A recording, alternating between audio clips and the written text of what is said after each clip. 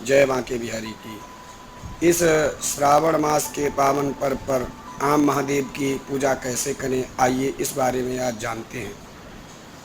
आप सर्वप्रथम प्रातःकाल उठ करके स्नान करिए और शुद्ध वस्त्र इत्यादि पहन करके भोले बाबा के पूजन की सामग्री को एक पात्र में रख करके भोलेनाथ के मंदिर में आपको जाना है। सर्वप्रथम मंदिर में प्रवेश करने से पूर्व मंदिर की जो दहली होती है उसको प्रणाम करें।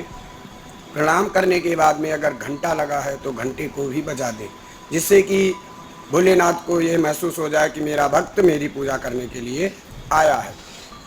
मंदिर में जाने के बाद में भोले बाबा के समक्ष अगर आसन वहाँ रखा हुआ है तो उस पर बैठ जाएं, अगर नहीं है आप लेके गए हैं तो उसको बिछा करके बैठ जाइए। बैठने के बाद सर्वप्रथम 3 बार आचमन कर लीजिए। आचमन करने के बाद हाथ को धुल लीजिए। हाथ को धुलने के बाद अपने ऊपर जल छिड़क लीजिए। अगर आप तिलक लगा के गए हैं तो तिलक मत लगाइए, अगर नहीं लगा के गए हैं तो आपके पास रोली होगी तो उससे आप अपने तिलक कर लीजिए। तिलक करने के बाद अब सर्वप्रथम हाथ में फूल लेकर के भगवान शिव का जो परिकर है उसमें सबसे पहले गणेश जी का, फिर उसके बाद में माता पार्वती का, फिर नंदीश्वर का ध्यान करना है। उसके बाद में कार्तिकेय जी का, उनके गण जो है कीर्ति मुख कुबेर वीरभद्र इत्यादि नागराज के साथ में महादेव का ध्यान करें। ध्यान करने के बाद महादेव के ऊपर उन पुष्पों को अर्पित कर दें और जो देवताओं का ध्यान किया है, गणेश जी महाराज, पार्वती मैया, नंदीश्वर इत्यादि देवताओं का, उनके ऊपर भी एक एक पुष्प चढ़ा दें। सर्वप्रथम गणेश जी के 4 बार पैर धुलाइए। उसके बाद में माता पार्वती, नंदीश्वर, स्वामी कार्तिकेय जी का, फिर कीर्ति मुख कुबेर आदि इत्यादि नागराज के सहित भगवान महादेव का 4 बार जल से स्नान कराइए। उसके बाद में आपके पास दूध है तो उससे स्नान कराइए, दही है उससे स्नान कराइए। दही के बाद में घृत का नंबर आता है तो घृत से स्नान कराइए। घृत के बाद में शहद से स्नान कराइए। शहद के बाद में आपके पास अगर चीनी है तो चीनी से, नहीं तो बूरा ले जाइए तो बूरा से स्नान कराइए। बूरा के बाद में इन 5 सामग्रियों को एक कटोरी में मिक्स करके फिर उनसे भगवान भोलेनाथ का स्नान कराना है। सर्वप्रथम गणेश जी को, पार्वती मैया, नंदीश्वर और नंदीश्वर के बाद में स्वामी कार्तिकेय जी, और अगर देवता उनका परिकर में नहीं है तो भोलेनाथ को नागराज के साथ में स्नान कराना है। फिर शुद्ध जल से स्नान करा दीजिए।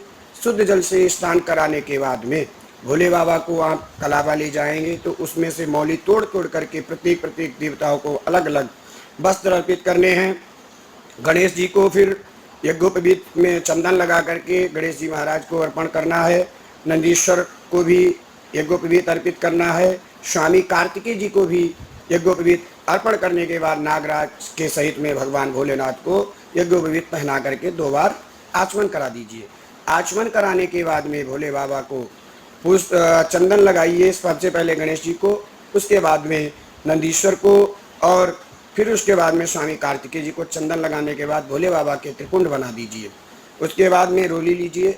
गणेश जी को, पार्वती मैया को रोली लगाइए, फिर नंदीश्वर को, उसके बाद में स्वामी कार्तिकेय जी के बाद में भगवान नागराज के सहित सांब सदाशिव के रोली लगाइए।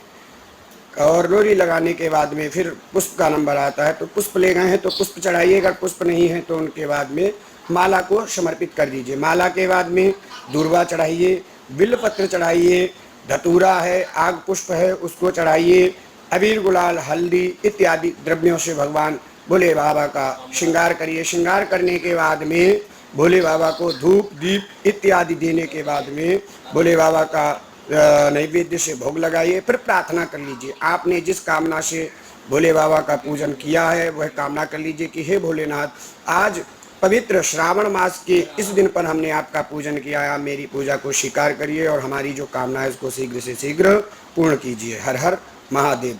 आगे हम आपको ये भी जानकारी देंगे कि भगवान भोलेनाथ को रोली क्यों चढ़ानी चाहिए, चंदन किस लिए चढ़ाया जाता है, दूर्वा चढ़ाने से किस फल की प्राप्ति होती है। तो अगर आपको हमसे इस जानकारी की अपेक्षा है तो आप मुझे कमेंट में अवश्य बताइए। हर हर महादेव।